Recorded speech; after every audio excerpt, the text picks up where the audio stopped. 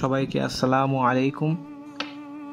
আমি মেহেদি হাসান, অস্ট্রিয়াতে বসবাসরত একজন প্রবাসী বাংলাদেশি। আমি অস্ট্রিয়ার লিন্স সিটিতে বসবাস করি, যার সুবাদে অস্ট্রিয়ার বিভিন্ন জায়গা আমার দু চোখে দেখার সৌভাগ্য হয়েছে।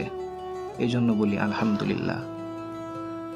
গত কিছুদিন ধরেই ভাবছিলাম এই হালস্টাটে ঘুরতে যাব, যেটা পৃথিবীর সবচাইতে সুন্দর গ্রাম। তাই নিজের চোখে দেখার জন্য লোভ জাগছিল। সবসময় অনলাইনে দেখতাম, ফার্স্ট টাইমে ইউটিউবে দেখেছিলাম মেবি। তারপর থেকে ভাবি এই জায়গাটা কোথায়, পরে জানতে পারি এই জায়গাটা অস্ট্রিয়াতে। তখন বাংলাদেশে ছিলাম, আর তখন নিয়ত করেছিলাম যদি একবার এই জায়গাটাতে আসতে পারতাম। তাই একদিন আমি আর আমার বন্ধু বিল্লাল, আমরা দুজনে নিয়ত করলাম আমরা হালস্টাট ঘুরতে যাব। আর আমাদের কাছে এখানে টিকিট কাটা লাগেনি, কারণ হচ্ছে আমাদের দুজনের কাছেই বাৎসরিক টিকিট রয়েছে, যেটা দিয়ে আমরা পুরো অস্ট্রিয়া ভ্রমণ করতে পারি। এটাকে বলা হয় কিলিমা টিকিট। তো এই টিকিট থাকার কারণে আমাদের আর কোথাও কোনো টিকিট সংগ্রহ করতে হয় না, শুধুমাত্র ট্রেনে বা বাসে যে যানবাহনটা যায় সেটাতে চড়তে হবে।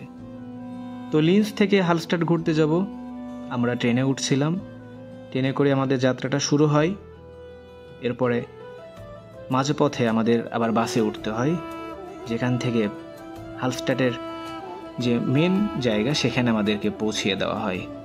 সেখানে নামার পরে আমরা এই লেকটা দেখতে পাই, এবং এই লেকটা ঘোরার জন্য খুব সুন্দর একটি শিপ রয়েছে, অর্থাৎ জাহাজ রয়েছে। সেই জাহাজে করে এই লেকটি ঘুরে দেখা যায়। তখন আমি আর এবং আমার সাথী দুজনেই টিকিট কাটি সেখান থেকে, শিপের টিকিট। তো সেখানে আমাদের প্রায় আধা ঘন্টা 40 মিনিটের মতো সেখানে আমাদের ঘোরানো হয়। জায়গাটা আমরা খুব সুন্দর করে পরিদর্শন করি। এরপরে সেখান থেকে নেমে আমরা দুজনেই পাহাড়ের সিঁড়ি দিয়ে হাঁটতে শুরু করি, কারণ উপরেই যে রয়েছে পৃথিবী বিখ্যাত লবণের পাহাড়, এবং পুরো ইউরোপের লবণ এখান থেকে পরিবহন করা হতো। লৌহযুগ বলি আর যাই বলি না কেন, 4র্থ-5ম শতাব্দীতে এই সময়টাতে এখানে পাহাড়ের এই পাদদেশে, পাহাড়ের উঁচুতে যে লবণের পাহাড় রয়েছে, এখান থেকে সারা পৃথিবীতে সরবরাহ করা হতো।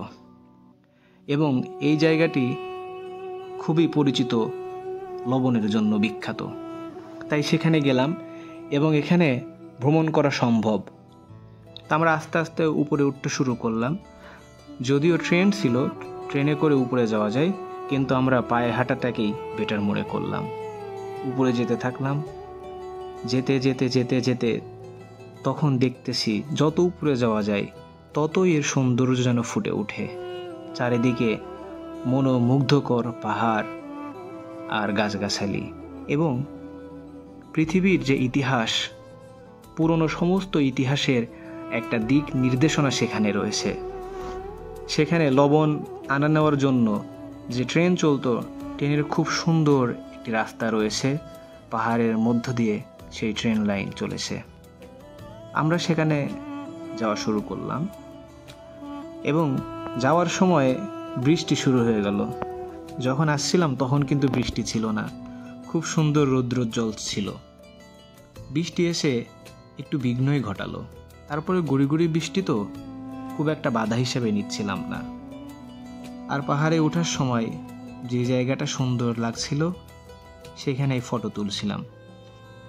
এখনো আমাদের ছবি প্রকাশ করা হয়নি, তবে হয়তো সামনে আমাদেরকে দেখতে পাবেন আপনারা। আর ভাবছিলাম নিজেদেরকে দেখানোর চাইতে এই প্রকৃতি, এই সৌন্দর্যটা দেখাই, সেটাই সবচেয়ে বেটার হবে। আর এখানে দাঁড়িয়ে পুরো 5টা ভিডিও করছিলাম। যখন আমরা একদম উঁচুতে উঠলাম, এই জায়গাটা ভিডিও করছিলাম। তারপর এক সময় যখন নিচে ছিলাম তখন সেই জায়গাতে ভিডিও করি, এবং সে আমাকে দেখাচ্ছিল। আমি বললাম আমাকে দেখিয়ে লাভ নেই ভাই, তুমি 4-5টা দেখাও। তখন সে 4-5টা দেখাচ্ছিল আর কি। এই যে দেখুন, আমরা এই জায়গাটা যখন প্রথমে আসছিলাম তখন এই জায়গাটা ঘুরতেছিলাম। অনেক সুন্দর না? আমি আবার সামনে চলে আসলাম। তাহলে আপনারা ভাববেন আমাকে কেন দেখায় না?